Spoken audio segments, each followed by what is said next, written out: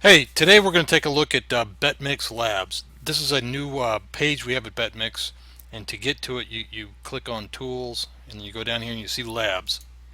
What we've done here, we work on a lot of stuff at Betmix. We have a lot of ideas. Some of them just don't pan out, and we throw them away. Other times they're pretty good and too good to be thrown away completely, but they all have some kind of flaw in the system there. But some of these we've kept around, and we're going to continue to work on them. And you'll find as you play with these things that each of them has some strengths and some weaknesses, and we'll kind of talk about that as we introduce you to them.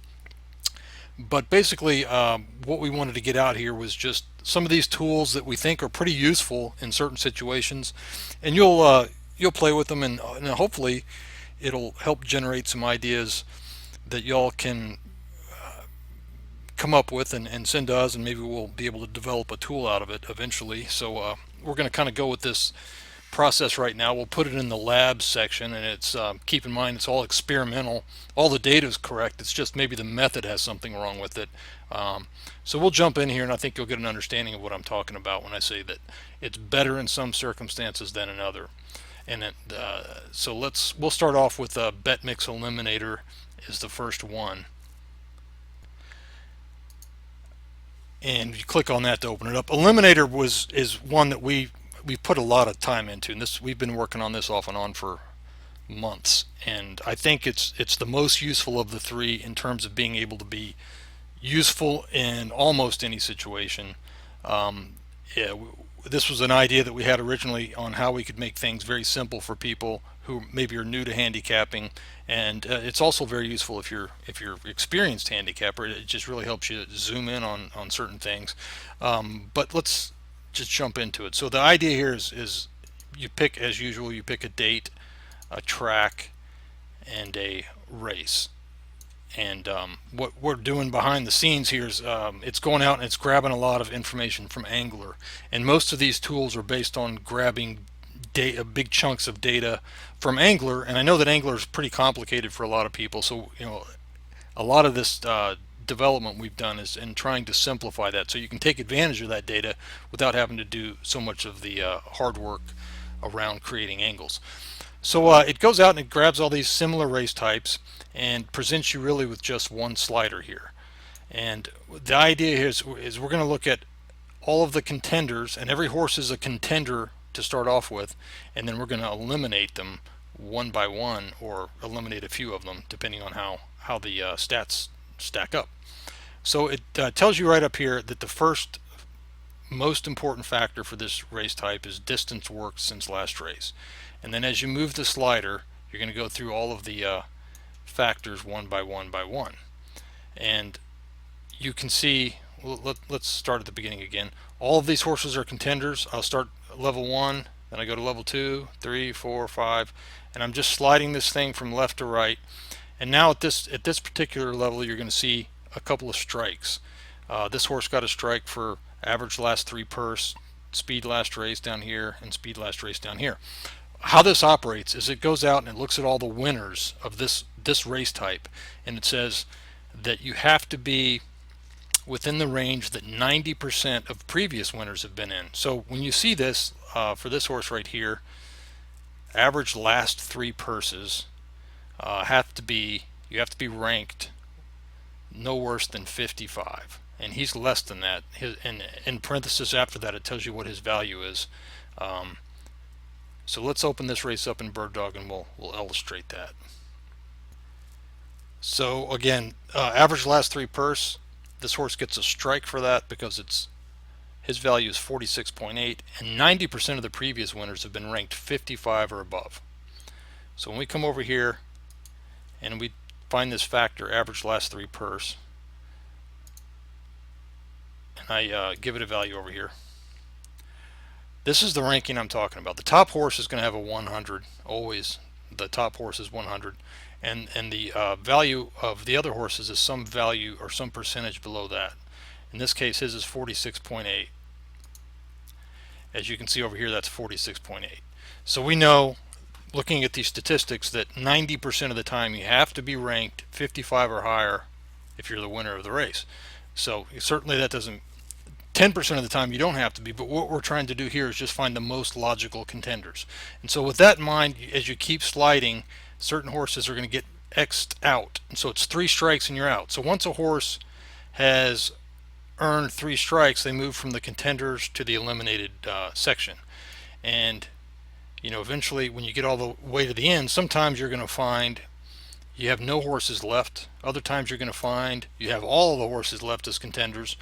And so let's back this thing up, and you'll see at some point here, and on for this particular race type, you'll see this message come up that says, hey, this is the optimal setting, 29 factors. And what why is that the optimal setting? Well, what we've done there is we've gone back and looked at all these races and said that most of the time this is a safe level, so you're not kicking out the winner. If you go beyond this, you'll see a message pop up that says you have an increased risk of eliminating the winner.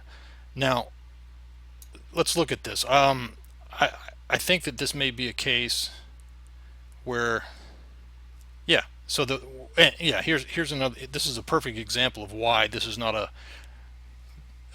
this is a risky tool, just like the other ones may be. If you look at this, we've eliminated over here. It says current finish equals 2, current finish equals 3, current finish equals 1. In this race, it eliminated the horses that ran 1, 2, and 3 as the first 3 out. Now, your first reaction is, well, this is horrible. and in some cases it may be, but I'm glad we picked this one as an example here. When you look at this stuff, you're going to see, and you need to pay attention to how closely they are to the cutoff point. So in this case, number 6, She's Sassy. It was saying that average last 3 turn times you had to be 87.4. Well, this one was 86.4, so just right on the edge. And the horse that ended up finishing second was right on the edge here. So keep an eye on the cutoff level, which is right here, and then the actual value they had that kicked him out. Now, if you go back to another race today, it may be the exact opposite of that result. And so on this one, it ends up with the contenders that finished first, second, and third right here, and then it tossed out all of the horses that ran fourth through ninth. So in some races, you're going to find out that you're going to chuck out the winner early, and in other races, it's going to end up with the trifecta over here, or the superfecta. Some to be honest with you, in some cases this thing is incredibly accurate. And the hopes of this tool, the hopes I had for this tool were that if you're new to handicapping, what we want you to do here is start learning about the factors, and that you have to be ranked within a certain range, within a certain factor, to be considered a contender. And this does a good job of that. And if I were to recommend something to a person that maybe goes to the races once a year and just wanted to be in there with a fighting chance every race, then I would feel very good about saying use Eliminator, because it's simple to use. You got one thing to use here. You're going to slide and find out how many contenders you have versus eliminated horses. And if you're putting together a pick 3 or pick 4, and you don't have much time to handicap that last race, you may want to come over here and say, all right, well, I know that race 8 is coming up. I want to use 3 spots here, or 4 spots, and so you can use Eliminator to get you to that point pretty quickly. All you have to do is slide, and if I wanted to find 4 contenders, I would end up on these guys right here, because they're statistically the most likely horses to win this race based on past activity. Now, there's a lot of things that you can do in here on your own to kind of tweak this. Now, you can certainly click on a horse, and if it's been eliminated, you can say, well, I wonder why, and take a look at it here, and maybe you excuse this. If you see that it got kicked out over here for last purse value, and you click on this horse, and well, it's a maiden special weight going into an allowance, so all those kind of things are a claiming race. You can kind of take a look at this and decide on your own if this truly deserves to be eliminated. Another thing you can do up here that's pretty fun to play with and can lead you down a path to making this tool a lot more useful is you can eliminate right now by default you're using all factors, so all factors from all groups are being considered on the strikes. Now we see that over here this horse has been eliminated for last purse, average speed last 3, and average best 2 of last 3. So we're using all of the factors here. If I say, don't use speed factors, then it becomes a little bit different. You get this horse gets eliminated on purse, class, and purse. So if I take out the class factors, it's no longer eliminated. So you can go through here and you can either use all the factors by clicking that, or you can uncheck that. It's using no factors at this point. Nobody gets eliminated. So you want to say, all right, just based on speed and speed alone, tell me who does not qualify. And it's the 5. And if I keep going, only the 5 horse is eliminated on a speed. And if I wanted to look at it from a pace perspective, I could just click on pace. None of them are eliminated on speed. Now some of them have, this one has 2 strikes, this one has 1 strike, but nobody gets 3 strikes just for pace. You come over here and do it just for class, and the 5 gets knocked out on class. So this is something you can play with here, and there's a lot of nuance to how you can use this tool, and we could probably make it a lot more complicated, and by that I mean giving you a lot more control over the ranges that we're using. Or right now it's set at 90%. So down the road we may give that control over to you and say, I want to find, I want the value to be where 80% of the winners have been, or where 95% of the winners have been, or 100% of the winners have been, something like that. But at this point, I think the real use of Eliminator is for quick handicapping. That's in a lot of cases very accurate, but more than anything, it's a tool that allows you to better understand factors, and why certain horses may or may not be contenders in a race. And it's aside from that, it's just kind of fun to play with. And it's the quickest handicapping method that we have, and probably anywhere. And even though it's so simple and so quick, it can also be extremely accurate. But just keep in mind, there are going to be cases that the winner gets kicked out early, and you have to keep an eye on, if a horse is right on the edge on certain things, and maybe you don't want to actually eliminate that horse. And you also want to take a look at the horse over here and see if you can excuse something. So let's say it got kicked out for speed last race as one of the factors. You might click on it and find out, that in its last race it had a very valid excuse for not running well at all.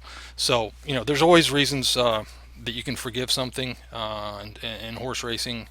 And this, you might think, and initially I thought too, that this is always going to end up on the favorite, the morning line favorite. And it does. A lot of times you are going to find that the favorites are the ones left, but in multiple races during testing, you'll find out that you'll see one horse left. Its morning line is 10-1. It goes off and pays $20-something, and that was the statistically most likely horse to win the race based on the analysis. But it didn't look really great everywhere. It just looked good enough everywhere, and everybody else had some kind of issue with it, and that horse didn't.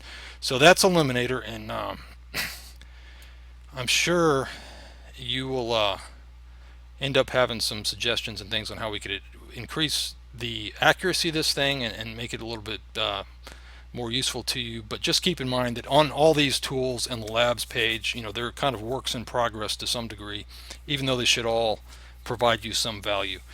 So we'll go back now and we'll take a look at the next one on the tool. And we're going to go, these things get progressively more interesting or hard to understand, Eliminator being the easiest. This next one's called Tacklebox. And I love this tool in terms of how it accesses angler data. And it has a lot of pitfalls, and you'll see those really quickly here. So the basic idea behind Tacklebox is, let me get this screen up here. You want to find how horses are ranked based on certain factors, and then ultimately how well those horses have done. So this came about because, let's say you were looking at a race and you see a horse that's ranked first in best speed last race and second in last race class, but fifth in speed at the distance. And you can go over to Angler and find horses like that and find out what how they've done historically, but that's a little bit of a cumbersome process, especially if you do it horse by horse by horse by horse.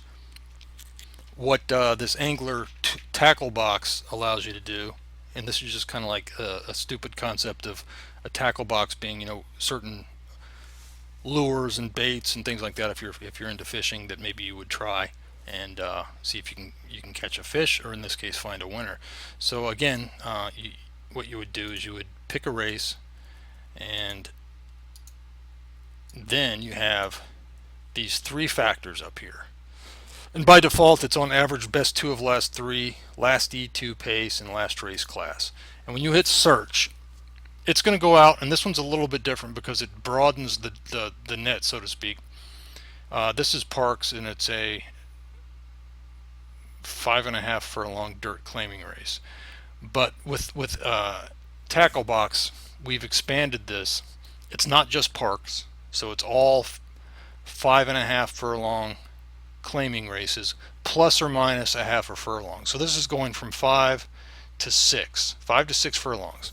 The only catch here is that that race that it's looking for had to have 8 starters, and the number of starters is important because we're looking at ranks. We want to compare apples to apples. So in 8 horse races, how often or how well do horses do that were ranked exactly this way?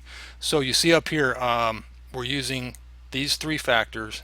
The top one is A, average best 2 of last 3. The second one here is B, last E2 pace, and C, last race class. That corresponds to this column over here, A, B, and C. So this horse, number 3, was ranked first in average best 2 of last 3.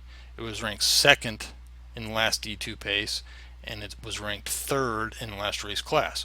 Well, it goes back through all of the data we have, and it says, hey, there were 155 horses that were ranked exactly this way, first in that, second in that, and third in that. And of those 155 horses that were ranked that way, 41 of them won. This was their win percentage. This was the ROI of betting on those horses to win. This was their place percentage, the ROI of the place bet, show percentage, and show ROI. The average finish of horses that were ranked that way. You can sort any of these columns.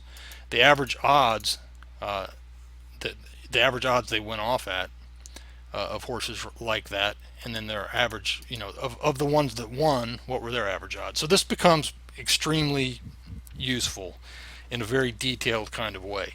So let's say we're looking at this race, and these are the 3, and you can pick any factors you want to use up here. So you can pick any of the 45 factors you want to use, and it will go back and find that. So the difficulty of this, or the trouble with this, is when you get into a big race. And let me pause this for a second and find a big one. Okay, we're gonna find a race that has a lot of horses in it. Okay, so this Mahoning Valley race 7 has 11 horses in it, and you'll see the actually there was 12 horses in this race. What you'll see here is that once you get into a big field, the likelihood of there being an exact match becomes very small. So combing through all of the data we have, looking at races from 5.5 to 6.5 furlongs that were claiming races with exactly 12 starters, there was only 3 horses in all of that data that were ranked 4th, 7th, and 12th in these 3 factors. So that becomes a very small sample and becomes useless. And you might look at this and say, well, it's only happened 3 times, but one of those horses won, and the ROI is huge. And over here, it only happened 11 times, and 2 of those horses won. The ROI is really big. Down here, you can see that there's never, up until today, been a horse that was ranked 12th, and 9th, that won. So take that for what it's worth. But so this becomes the problem. Once you get into a bigger field, it just becomes so unlikely that you have an exact match, or less likely on certain number combinations and rankings within factors. Now you can overcome that and within this tool, and you can say, all right, because I understand that in a big field I'm going to get fewer matches, I'm only going to use 2 factors. So you can go up here and set one of these to do not use. So now I'm just looking at two factors. I'm going to say average 2 of last 3 speed and last T2 pace. And then when I start search there, it's only going to try to match on the rankings for those two things.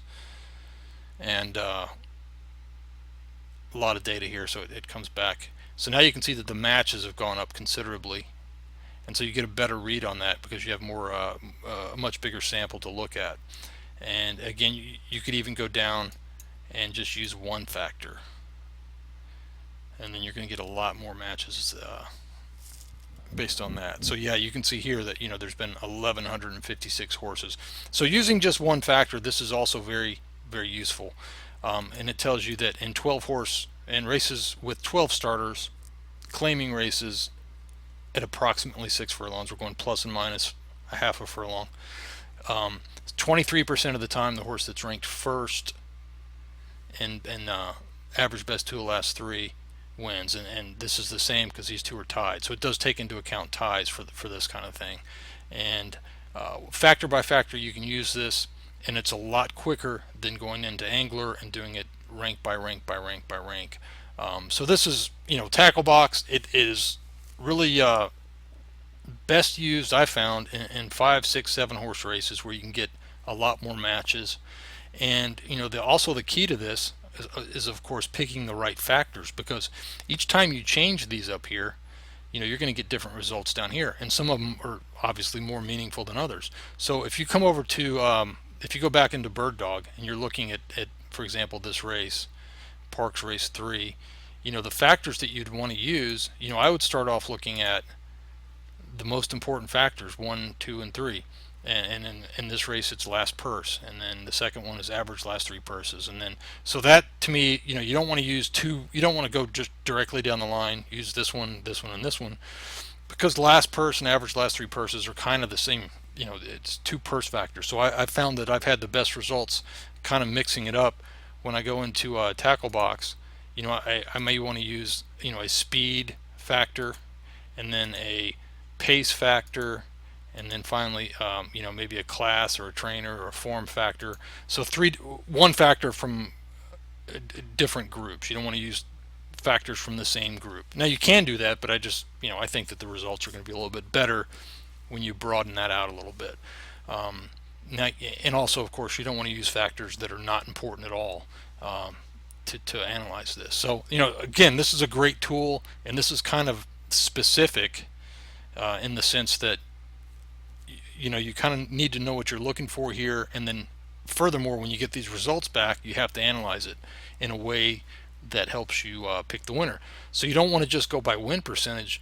Something I found extremely helpful over here is, based on these kind of rankings, I see that when I look at the average odds, let's just say that we say that on average these kind of horses are ranked at about 7-2, or a little bit higher than 7-2. If in today's race that horse is going off at 9-1, well, that's pretty good opportunity there.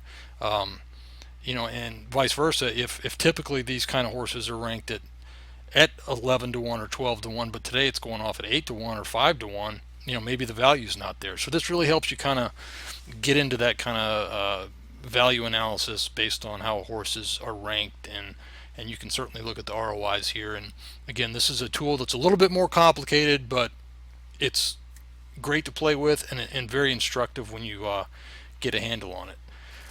And finally, we'll look at Rangefinder. And again, the same thing here. You pick a date, a track, and a race, and it's going to go out and grab information about these horses. Now this one's we'll pick another race, and I'll explain why I'm picking another race. We'll try the 5th race. What we're doing here with the Rangefinder, okay, I ended up picking race 4. What Rangefinder does, and I've had the most difficulty in explaining this, and so I hope that my explanation here makes sense. And if you're familiar with some of the older stuff we had in Betmix, we had a thing called in Betmix where it looked at previous races that the horses had won, and that's kind of the same concept here. It goes out, and for every horse in the race, it finds out how many races they've won. So this tool works very well in races for older horses that have 3, 4, 5, 6, 7 wins under their belt. It doesn't work at all in maiden races. In fact, it won't come back with any data at all because those horses haven't won any races. So the more races the horses have won, the better analysis you're going to get from this tool. If they've all just won one race, not so good. 0 races doesn't work at all. 2 races, it's a little bit better, but still, this is a tool you don't want to use in every situation. If they've, again, older horses, a lot of races under their belt, this does a pretty good job of analysis. So what it does, we'll start with the top horse here. He has had, in our database, 45 races. So this is, in our database, we're going back to 2012, I think, in most cases. And it won 9 races. And this goes out and it says, all right, it looks at every single race that horse won, and it says, are they in the range today that they were when they won one of those previous races? So let's say that in a race that happened 2 years ago, that they were ranked first in speed last race, and in a race they won 6 weeks ago, they were ranked third in speed last race, and so on and so forth. And eventually it's going to get back to a level that is consistent across all those races. And you'll see that this horse at the top is ranked in 41 factors. 41 out of 45 factors are within its winning range, meaning that today it's in a range that it's won in the past. If you look at the bottom of the list here, this horse is only in 28 of 45 factors, looking at the 6 races that it won. So that means that today's race is going to be significantly tougher for this horse at the bottom than it is going to be for this horse at the top. This horse at the top is in his comfort zone. And then it further breaks it down by category over here. So it's looking at the speed factors. This one's in 10 of 11 speed factors, in 8 of 8 pace factors, 5 of 6 earning factors, 6 of 6 trainer jockey, etc., etc. And so you can look at each of those and get a more defined read. It may be, you might find that it's very highly ranked in a lot of factors, but very lowly ranked in certain categories, whether they be pace or earnings or what have you. So this is a great tool at analyzing these kinds of races. Some other things to take into consideration here, and in and of themselves are also very important. So days since last win. If you come down and look at this 8 horse, it's been 206 days since it won a race, and it's won 8 in its lifetime, but it hadn't won in 206 days. So you get to the point there, you got to consider how fresh this data is. This top horse won 69 days ago, so at least we know that some of this data is from a relatively recent race. For this horse, it's been so long that can you rely on this data to be consistent? And then, in addition to saying how many days since they won, it also says how many days since they hit the board. That's what that HTB stands for right there. So if I look at this 2 horse, he's won within the last 3 months, and he also hit the board 3 weeks ago, and he's very comfortably within his range on everything. So it's a a very strong bet. Now if you go down here and look at one of these other horses, this one horse, it's been 150 days since it even hit the board. So take that into consideration too, and you can sort this. Sometimes it's good just to look at this tool and say, oh, they haven't won in 206 days, or they haven't hit the board in 150 days. However you want to look at it. So this provides a lot of really useful information in certain kinds of races, and it's not a bad idea to pull up a race. If you're playing around with this lab stuff. So we'll go Mahoning race 4, and you can pull that up and look at it in all 3 of those tools to really give you some interesting analysis on that race. And sometimes all 3 of them are, may conflict with each other. So if we look over here using